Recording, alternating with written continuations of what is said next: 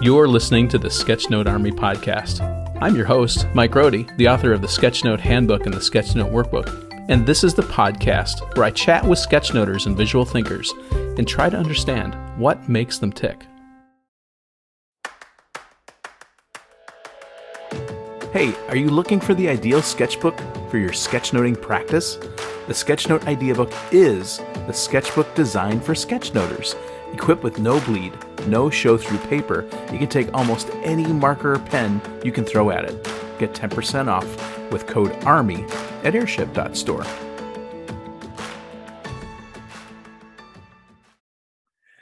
Hey everyone, it's Mike, and I'm here with Filippo Sketchy Buzzini. Tell me about this sketchy word, Filippo. I'm really curious. Where did this come from as you tell us who you are and what you do? Yes, hello. Thank you, Mike. It's great to be here. So the sketchy word, I guess because I'm a sketchy character.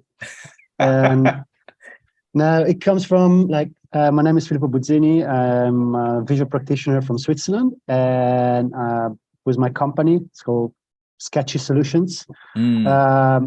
Because I don't want to limit myself to, one specific field. As long as I can draw it and help you, find a solution to a problem, I'm happy to do it and give it a try. So that's why Sketchy Solution. And I'm also the great thing of having a company of just one employee is that you can pick your own title. So I am the Chief Sketching Officer of Sketchy Solution. I saw that.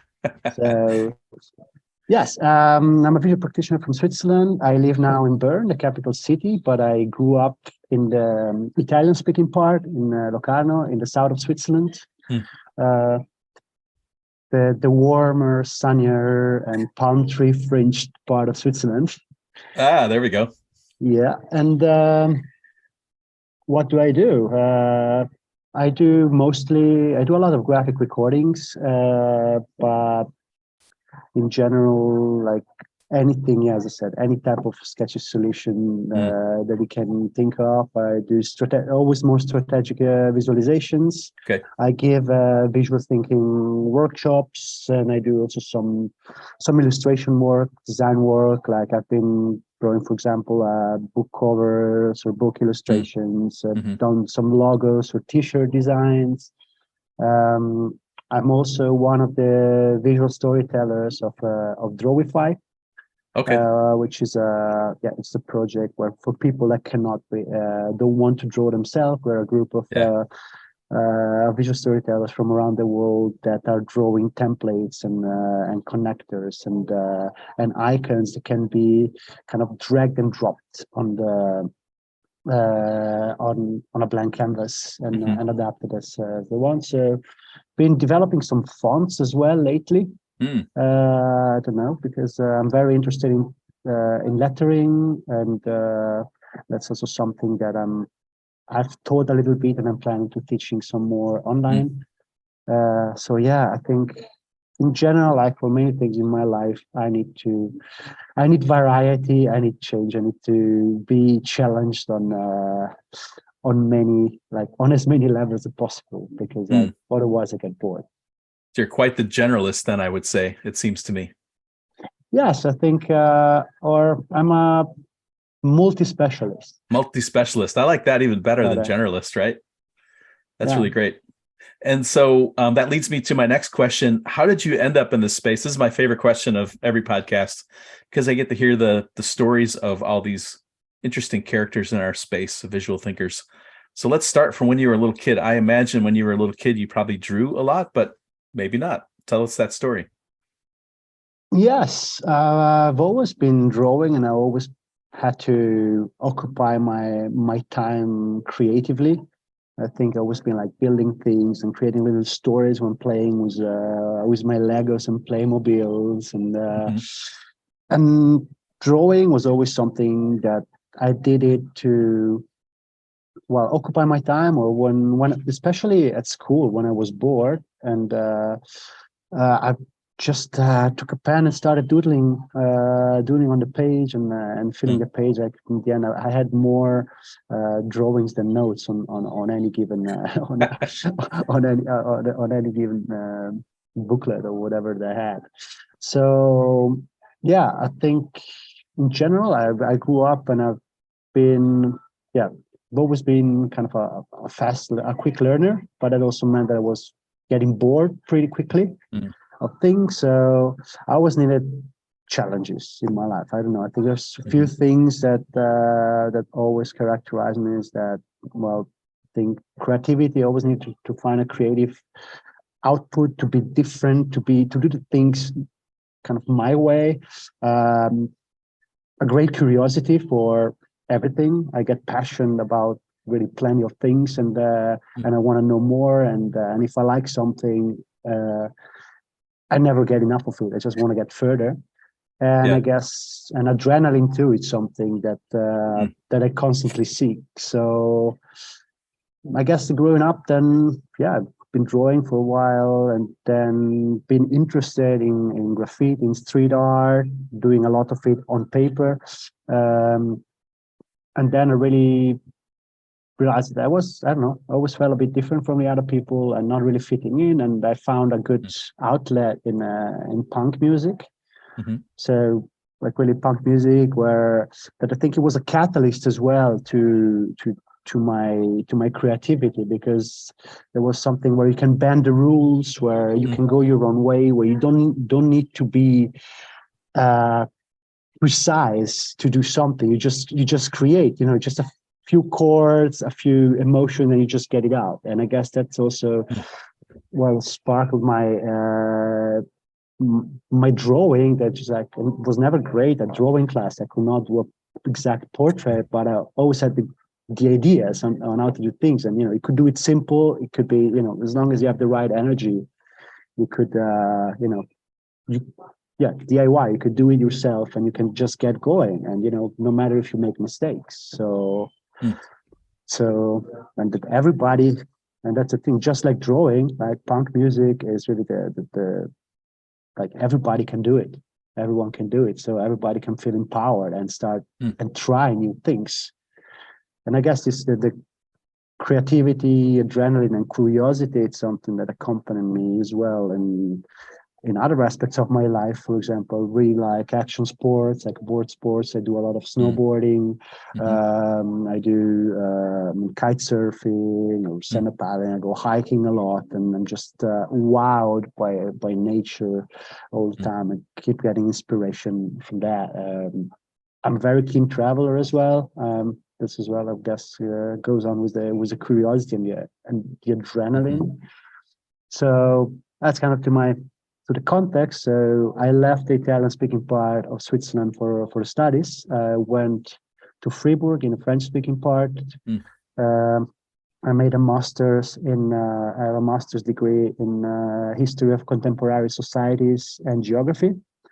I think that also contributed to my visual thinking by giving me a framework on how to think, how to analyze information objectively, how to grasp the important topics, how to get to what is important, and what is how can you summarize complex topics by keeping it to the core. And I guess that will structure my thinking there as well. I kept drawing a lot because having a master's degree, and say that I was, every time I was bored in class, I was drawing. That means I've been on class desks for many years, for 20 years. There was like many hundreds of hours of drawing practice anytime I was bored. So after that, I got into I worked for an NGO that was helping young people, was empowering young people to make their sustainable project into life through workshops. And I was facilitating workshops. So there as well, I started, I got into the non-formal type of education and different way of learning and teaching and facilitating. I think that also helped. After that, I worked for the European mobility programs. I was the responsible for Switzerland for youth information network. And there as well, being at the service of young people, always like young people could come to me or my colleagues all over Europe and just ask information about studying, working, or volunteering abroad. And there as well, it helped me, always adapting the type of solution to the needs of the person asking. And my contract was, when my contract ran out with this job after 3 years, the second last week, there was a workshop, like a 2 hours workshop during our international meeting on visual thinking, given by Tanja Föhr from Germany. And my mission, there was okay, write down, how do you, one project you're going to work on in the future for this network, and try to draw it. And because I was about to quit my job, I was drawing, okay, my mission is to find a job. And I drew that. And little did you know that actually the job was would have been the drawing that I was doing, looking for other jobs instead of the content. Yeah. And the feedback was very positive from colleagues from all over Europe. I said, "Oh, you're good at that," and stuff. I was like, "Yeah, maybe I should try. While looking for a job, why don't I try to learn more about it? And the worst case scenario, I learn a new skill." And among other things, then I got my hands on your book, the Sketchy Handbook, and it was a revelation, like yours, and then Brandy Agerbeck's graphic guide for graphic facilitation's guide. They were eye openers, and then I've just started. My partner at the time was organizing an international conference in development cooperation in the water sector, and she was like, "Yeah, we cannot pay you, but why don't you come along and do some graphic recording just to see, once, if you're able, and two, if you like it." Good practice. Yeah. So, and that was what was it? May 2017, my very first graphic recording. Really?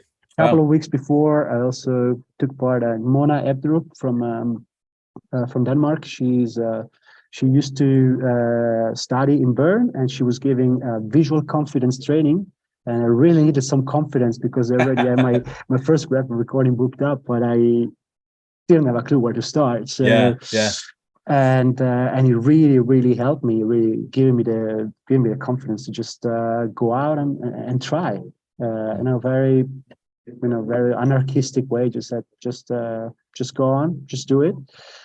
And I wasn't satisfied at all about my results. They can be so much better, but people in the room were wowed. Wow. And I'm like, okay, there's something to that. Then, the meantime, I found another job, and I said, I need to reinvent myself. And I took an internship in a development cooperation organization, where, among the other things, we're organizing a conference in Australia. And I was like, yes, I take an internship, but I would also like to develop my visual thinking skills. So I'd love to do a graphic recording at the conference in Australia. So I did that, and that was one of my first full day graphic recording was actually in Queensland. Was actually in Australia. So since then, after that internship was done, I already had several graphic recording. I worked with 3 previous employers in the first 6 months. So I was like, yeah, there's something into it. So decided in March 2018 to go all in and invest and starting doing visual thinking my full job. And I had 0 clients when I took this decision. It was just I just love doing it. I know I could do it in all the language of Switzerland plus English. That means also all the language of the neighboring countries. Right. I see that there was potential for growth, and and since then, I don't know. It's been a roller coaster that full of highlights that hasn't stopped since. But sort of fulfills your need for the adrenaline, right? Absolutely, yeah. The Jumping in graphic without, recording, it gives me this adrenaline, this yeah, adrenaline boost, and also for the curiosity. It's always something new. It keeps yeah. changing. You cannot get bored. So for yeah, that's why it was is my ikigai, I guess. Nice, nice. And I would guess, for those wondering where the adrenaline comes from this could all go wrong really easily, right? It could go bad. I think that's what oddly enough, I've discovered in myself, like doing things that I never have done before. And I'm not a thrill seeker. Like I'm not a snowboarder or kite surfer or anything, but there's something fun, a little bit like improv, right? When you go into a space and there's sort of the possibility that anything could happen is really fun, right? Like, of course, you could crash and burn, and that might be fun for some people to watch, but that sort of makes the success even sweeter, right? Like when the possibilities you could crash and burn, and then you actually you deliver something, like you said, the first one you did, you thought was terrible or it wasn't good up to your spec. And yet everybody else in the room, because they don't practice that skill whatsoever, to them, it was amazing, right? So that's got to be satisfying. And I think draws you into more wanting to try stuff. Yeah, absolutely. And I think also, yeah, having an attitude of, it doesn't need to be perfect. You can make mistakes, and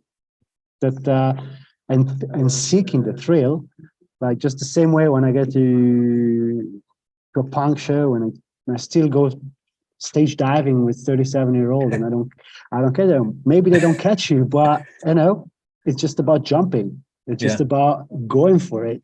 It's going for it. And I see mistakes sometimes that I point out mistakes to my clients, maybe in some work that I do, but in general, it's just about going for it and having I guess the confidence that you're doing your best. You're trying to help. You're trying to help, and you're trying to, to provide a service and an added value to your client. So even a bad job, I don't know, but even not your best work can be extremely helpful. Yes, yeah, it can have value. Yep, interesting. So I have to tell you, my impression of Switzerland, I've only been there once, is that it's a very buttoned up, very conservative, very structured place.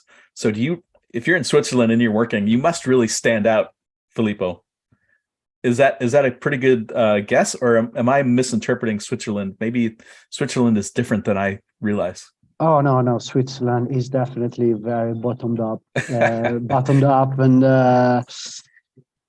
and let's say, well, boring or reliable. Yes, yeah, very reliable.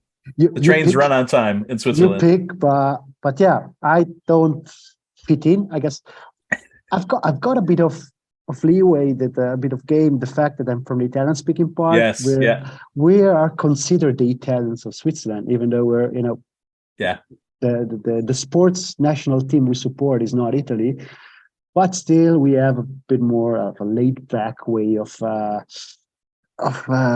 facing, I guess, work and life.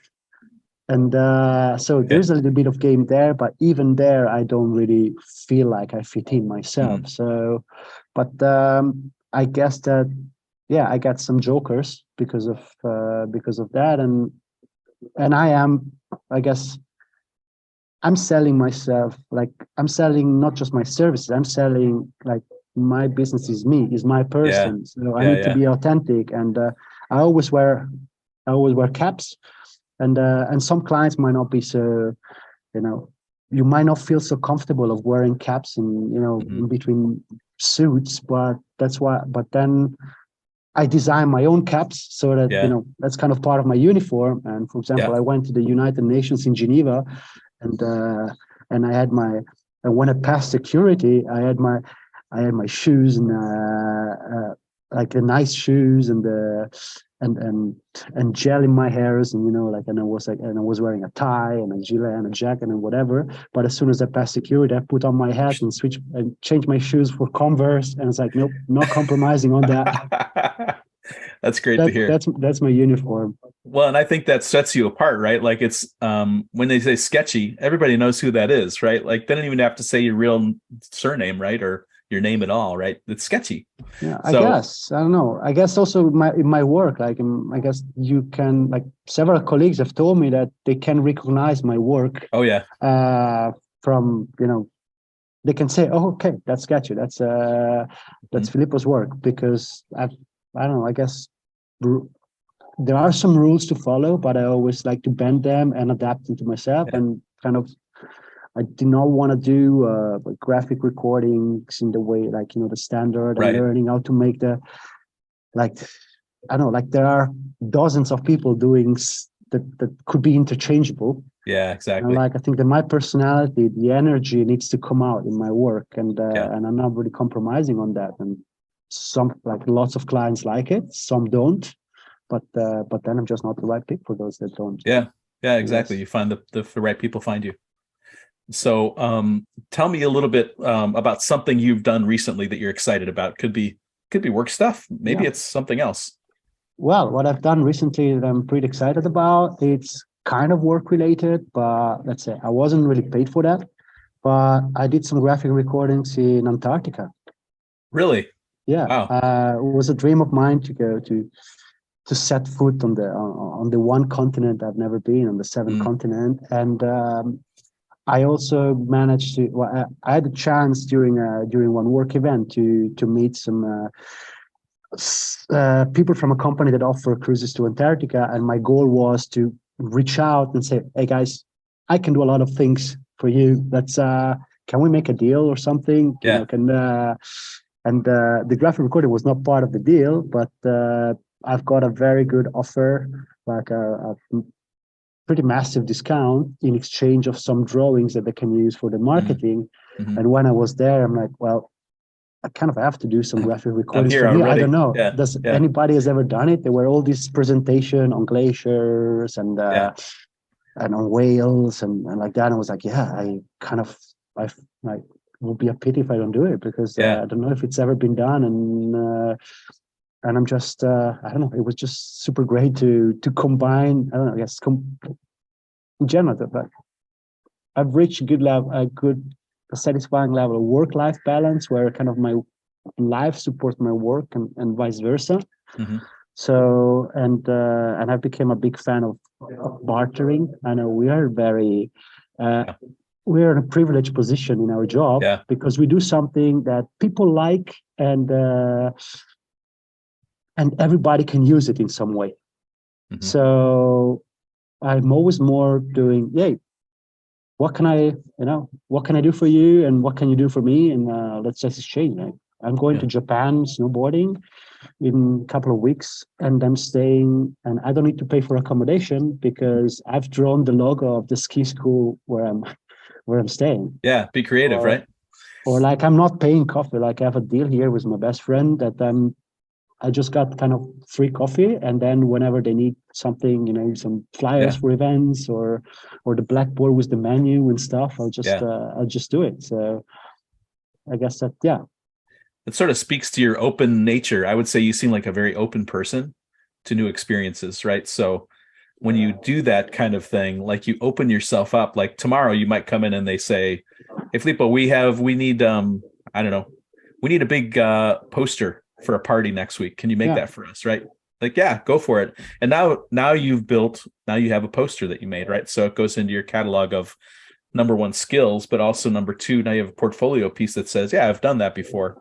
And it just adds to your opportunity. I always thought of it that way. Whenever there was a problem or something to solve, I always felt like that was good, because every time I solve a problem, I now have something in my library to help solve the next problem that I don't know is coming, right? It sort of becomes part of my solution set. And I think it feels like you sort of approach it in a similar way. Yeah, absolutely. That's what I said before about the name of the company, Sketchy Solutions. One, because if you're an English speaker, it sounds like, what the hell is that? Doesn't sound positive, but it's actually, well, it's literally what I do. It's sketchy solutions. And if a client asks me, oh, can you do that? And it's something I've never done. Like usually I go, yes. And then I'll figure out on the way how to do it. And I like to be able, to be open to learning new things, to be challenged to learning new things and figuring out new ways of working. And of course, to amplify my portfolio. It goes, because I love that. The curiosity and the need to be constantly challenged and the stepping out of, I don't know if it's stepping out of the comfort zone is the right way. I was thinking about it some month ago, and I don't believe I'm somebody that likes to that is very comfortable stepping out of the comfort zone. But I just believe that I have a very broad comfort zone. So interesting. That's an interesting way to think of it, like broadening your comfort zone. So what maybe in the past was uncomfortable is now just, I've done that before. We can do that. Yeah, and what's uncomfortable gives me adrenaline, like makes me rush. Like even stress in the end, adrenaline is stress. Yeah. So I'm like, okay, I'm stressing about that. It's good. It's good. You turn that energy. It's good. Yeah.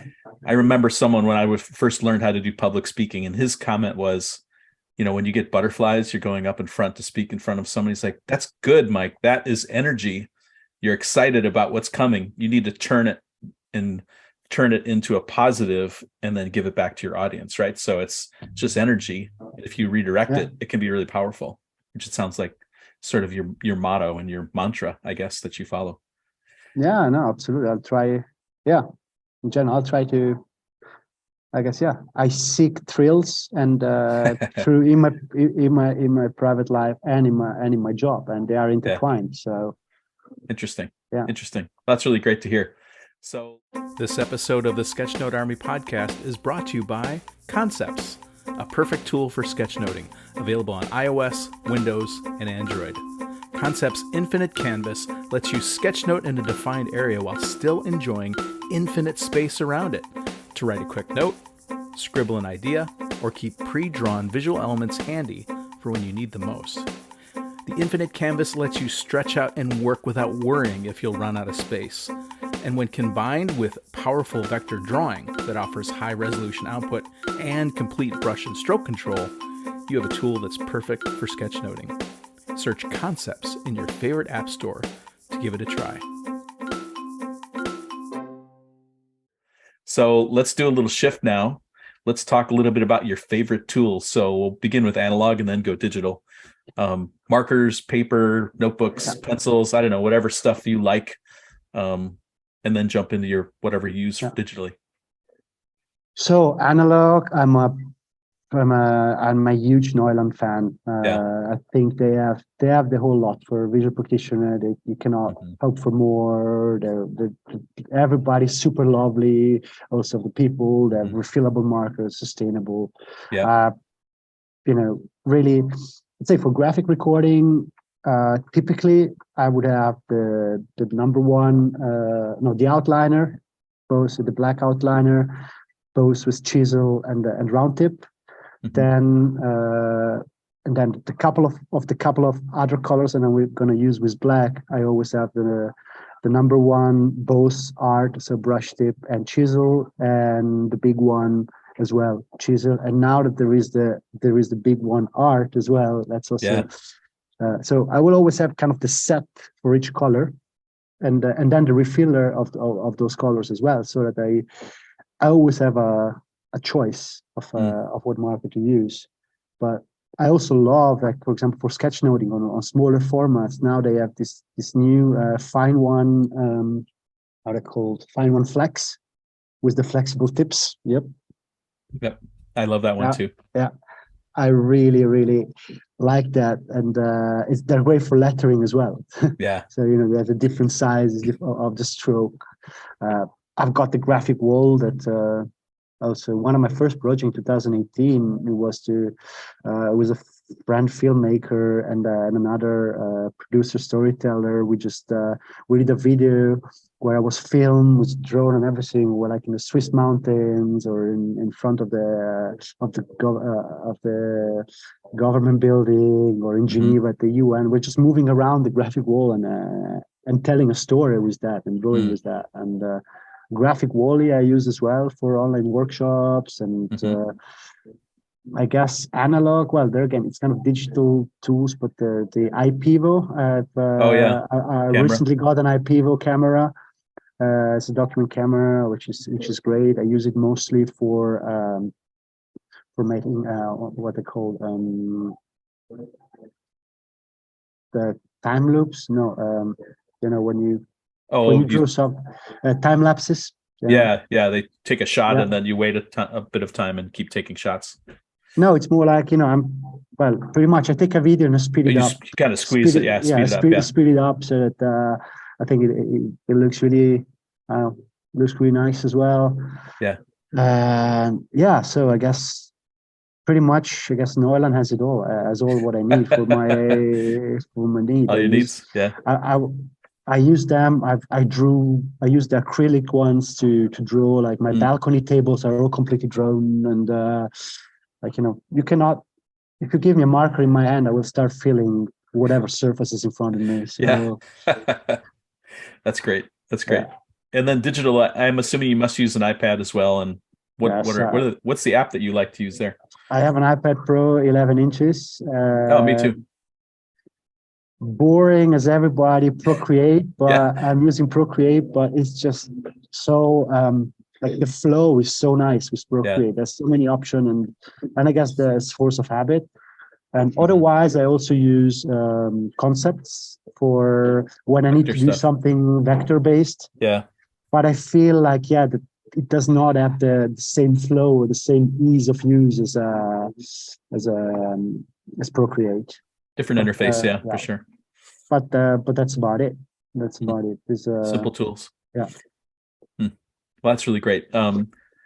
Let's shift now again to tips. So this is the place where I invite you to think about someone listening who's into visual thinking, whatever that means to them. But maybe they feel like they're on a plateau or they just need some encouragement from you, Filippo.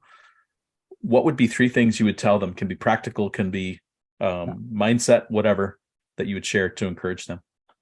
So for sure, as I mentioned before, something I really like to do now, and I think that more of us should do that. Barter your services. You have you have something really interesting. You have a very unique set of skills. Just what do you like from potential clients or from your friends or from, you want to go to holiday somewhere, just reach out and say, what can I do for you? And you'd be surprised at all the good deals that might come your way in exchange of your drawings or your skills. So barter. Love that. Second one is ask your colleagues, connect, share, and give. Like really, I've learned so much. When I've started, I connected first with the European visual practitioners, and then also with IFVP, and now we also have some meetings in Switzerland of visual practitioners Switzerland that just to exchange and learn from each other at any given moment is so extremely valuable, because most of us were working alone. Yeah. So and you don't get real feedback, or you cannot grow much just from client work, because most clients will just say, oh, that's beautiful, and you might not even want it to be beautiful, you want it to be helpful. So they're getting constructive feedback, honest constructive feedback from peers. It's something that can really help you step up your work. That's great. Like that. And finally, like more maybe technical tip for graphic recording, prepare your titles ahead. Your title is, for me, is one of the most important things in your graphic recording. Is the one thing that should not, like, maybe also with logos and maybe your signature, but the titles is the one thing that should not be done while other people are speaking. You should put thought into it, say, what do I want to communicate with this title? Because it's probably going to be the largest types the largest font on your paper, like, and when people enter the room, they're going to see that as the first thing, and you want them to keep looking at it and not to just say, oh, what is it? Yeah, no, not interested, and turn their head away, because then, so really use your title as a to hook the attention of the public, and to really give the framing and the meaning of your own recording. And the other controversial tip, if I may have an extra one, I know that there's some visual practitioner that might crucify me for saying that, but use Post-its. At least I'm very keen on the truthfulness of the information, of the accuracy, that there's no points really missed, that all the essential points under the recording. And you're always a bit in a delay in recording compared to somebody speaking. So Post-its have been a lifesaver for me. Then just pick it up, put them in order, because it even allows you a further selection level. Once you have 4 or 5 Post-its, it's like, yeah, maybe not all of that is necessary, or, oh, wow, look, this is the flow that I need to follow. So I don't know, I think the Post-its are a little bit of a secret weapon to have complete and relevant graphic recordings. In some ways, that's sort of like a buffer capture, right? So you're trying to capture things quickly. It doesn't have to be beautiful, but you can capture that idea. I sort of talk about that in sketchnoting. I call that putting a stake in the ground. So if you're working on a page, like maybe you start the section and then you just guess how much space it will take. Could use a Post-it note there, I suppose, too, a little one, and put it in. But basically leave the space and come back to it, right? And just enough so you can fill it. So I like that, even if it's controversial. I think it's just, it's funny. Like, people will come to me and say, well, this isn't sketchnote. It's like, why not? Like, using references, using Post-it notes, like, your goal is to communicate ideas and get those ideas captured. Like, how you do it, I don't care. Like, if it doesn't look beautiful or it's not sanctioned or whatever, who cares, right?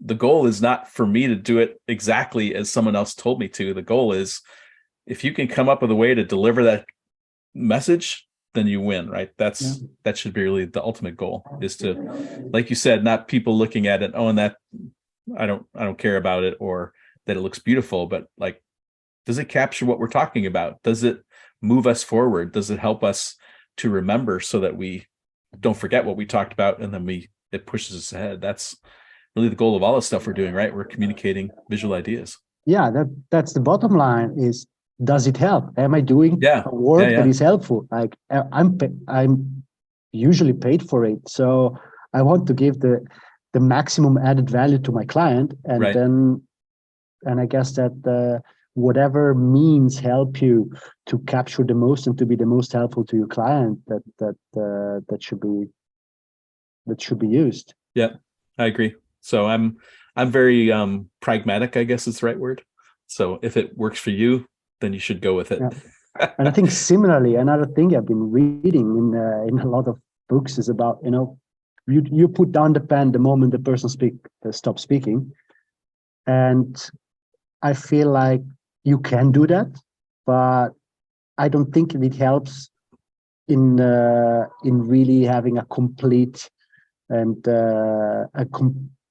helpful recording, because maybe the last session they're like, oh, hey, let's collect all the next step. Let's have a quick popcorn brainstorming session, and I'm going to come up with a lot of information which might all be relevant, and you still want to take the time to actually write it down completely, because, and maybe take, 20, 15, 20, 30 minutes longer after the end, just communicate it clearly to the client before. And, but, if that helps, then why not also take a little bit of time longer? And I'm not saying then finish it at home in the next few days. No, just take a little slot of time afterwards, that agreed upon beforehand with the client, to actually get the time to finish thing, and not just plot down something. If it's something very relevant, you want to give it the space and the space that it deserves. I mean, when I do sketch notes, I try to do most of the work in the moment, right? But I always reserve at least 15 minutes to look for typos and make sure that things make sense. And like, if I did that staking technique where I started to capture and I didn't finish, like to make sure I fill it in, right? So to plan in a little bit of time at the end, I would think is a normal process for graphic recording too, right? Just to check your work, make sure that things are, I need to cross that T or dot that I. That's something that I'll get caught with sometimes. So I think it's important to sort of build in not just the minute you stop, you're done. Like, well, you can come back and fix things, or so I would think that that's a pretty standard thing. Absolutely, yeah. I would hope so. Anyway, well, Filippo, this has been so great. Tell us how we can reach you. Like, where do you hang out if we want to reach you on social media or a website, or what would be the best way to reach out to you if we want to get in touch and connect? Sure. Well, you can visit my website, www.sketchysolutions.ch. You can follow me, for example, on Instagram or Facebook as well, Sketchy Solutions, or add me on LinkedIn. I'm quite active on LinkedIn. It's Filippo Buzzini. I will send you all the links. Yeah, we'll have show notes, everybody, for everything we talk about. So it's one of the things we like to do here is have good reference so you can go check things out. Yeah. So thank you so much. It's so great to meet you.